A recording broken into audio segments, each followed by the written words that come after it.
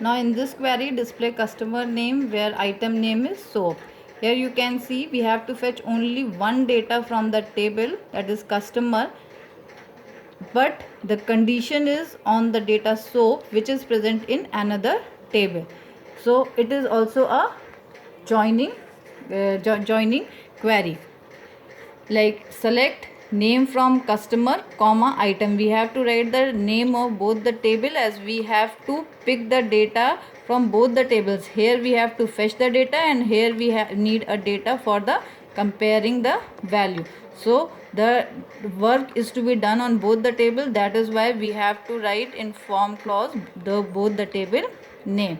And again in the where equality condition, as it is a query of join two table, so again we have to write a equality condition and then I name equals to so it's not compulsory that if you are displaying the data from the multiple table then only you have to join. If you are having a data retrieving from one table and data on which you have to impose a condition is on another table, then also it is a query of join, and we have to use double table in from clause.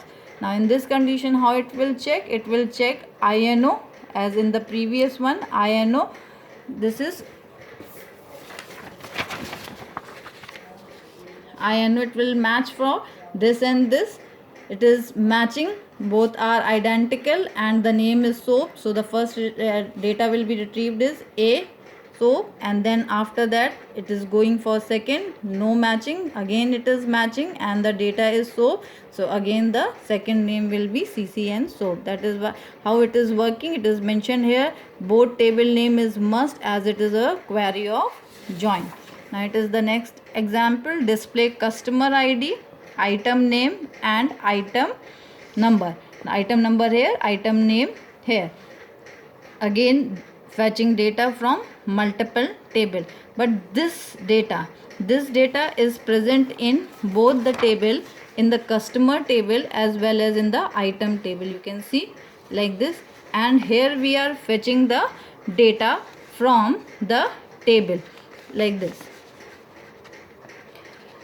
If we will not write here the table name, then it will be a query which will create a problem of ambiguity, as how the compiler will come to know that it has to fetch the data from this table or from this table. So when the attribute is present in both the table and you have to fetch the data from it, it is compulsory to mention the name of the table. You can use either this table name or this table name, but one table name is compulsory. If you will not write this one, then the compiler will become confused and it will create an error of ambiguity. So we are writing like this, CID comma item dot INO. Why not CID? We are using a table name because CID is a unique attribute present in this one. It is not present in this one.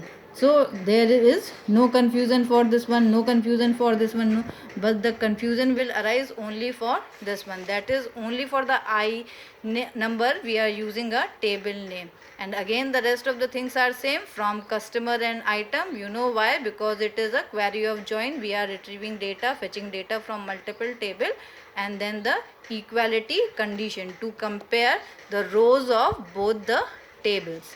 Again the comparison will be done and this will be the output of this query. Now after this, another topic, table alias. What is this? It is a compulsory label, or in a simple language you can say duplicate name given to table in from clause like this. Now this is the example I have given. Use this example here. This is the same query I am using in this one.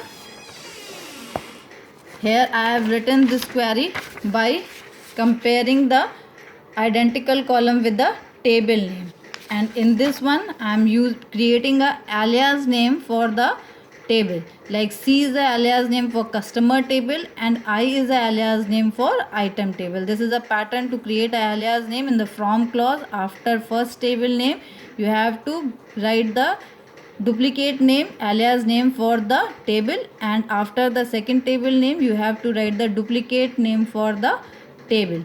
And then after creating the alias, as you know, this is a duplicate, so you, instead of using a table name, we can use the name of the alias. Instead of customer.ino, we can use here c.ino equals to i.ino. The comparison will be done because we have created a alias name, that is a duplicate name for the table, customer and item. Both the pattern of queries is correct. We can use like this by creating an alias name, or we can use like this by direct writing the table name. Both the patterns are correct, but this is another way of writing a query where we can create the alias name and then you can use this alias name wherever you need a table name, like I have used in this one. So this is all about the join queries in the SQL. Thank you.